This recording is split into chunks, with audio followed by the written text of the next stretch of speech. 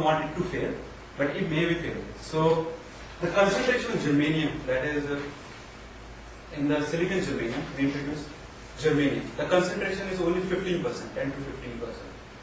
So what will happen is that there will be very less expansion of the silicon crystal. So if there is a lot of expansion in the silicon crystal, that silicon will crack and it will not be useful because it will then become amorphous silicon. So to ensure that we do is that we introduce very little stress in the silicon structure. So very less amount of silicon germanium. Does that answer? Yeah. So there is very less chance to crack. Right. What's the reason behind the shrinking of the size of transistor? Like, what's the reason? Is it the technology or? Well, the thing is that if let's say we are having a chip A, right? It is having, let's say, 5 by 5 nanometers. You know, manufacturing of 100% pure silicon, it is like not exactly 100%, like it's 99.9999% silicon. It's a very expensive process. So if we are having a wafer by 5 by 5, it will its cost will be same, let's say $20. So it is the dimension of the chip that is important.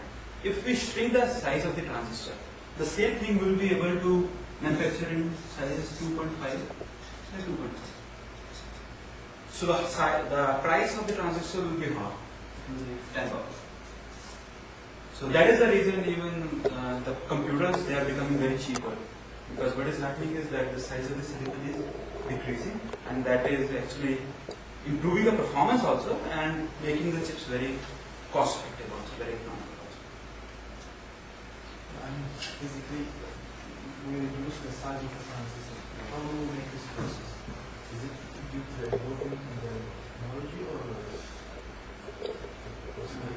what's the practical reason behind the doubling the number of transistors in the same shape, in the same size, in the 5 by 5? In the same size, it will be that if we are able to double the number of transistor in itself means that the logic that we are implementing, let's say a music player takes this much amount of the silicon, right? So and we can add for 2.5 like MP3 player also, and then there is video player also. So on the same amount of the chip, for the same cost, we are going to get enhanced complexity. Like in Intel's processor, like earlier there used to be one processor on the chip. Now what we are doing is that we are having 2 processors on the same chip. The size is almost the same, but we are having 2 chips. So what is happening is that the speed of the processor is increasing. Basically there will be 2 processors, right? So we are getting 2 processors at the same time. So that itself is at the point.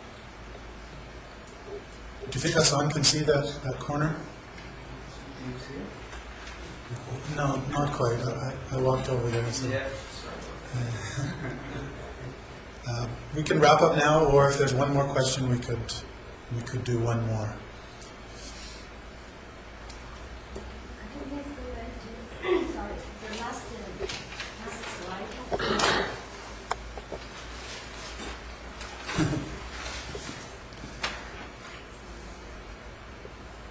That one? Those are strained letters, are they? You mentioned the second one. This one? No, that's the Yeah. this one. The second one is one they use by the big company. Maybe you mentioned, but I lost. Actually, I didn't mention it because of the lack of the time. I wasn't able to mention it. So The last one, the second one is more efficient. the second one exactly. So what is happening is that so I mentioned that to implement uniaxial stream, the cost involved is only 2%. Let's say if I am able to manufacture a chip at $100, so the cost will increase to $102. The performance will increase, but the cost will be like 2% improvement. 2% cost will increase. But if I introduce biaxial stream,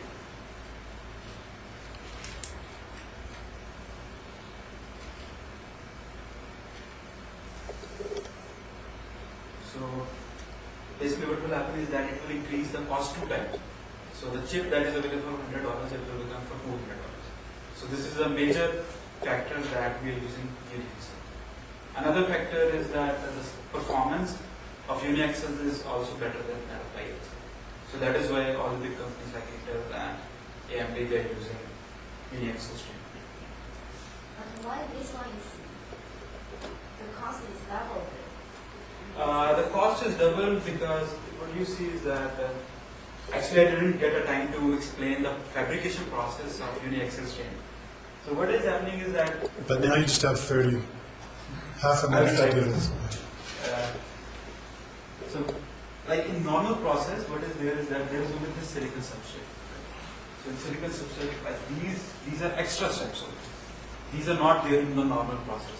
We just have a silicon substrate, and on top of that we will have a transistor. But these extra steps have been added in the fabrication of the biaxial stream. So these will increase the cost of the silicon of the wafer. And also, first reason is this: the extra processes will be there. Second reason is that silicon germanium is more expensive than silicon. So that also itself adds to the cost. So that is why it is more expensive. Wrap up, please. Thanks a lot for your patience for listening to my presentation. Although I didn't get much time to present you all the things, so maybe you can ask me all the questions or any more queries in the break. Thank you.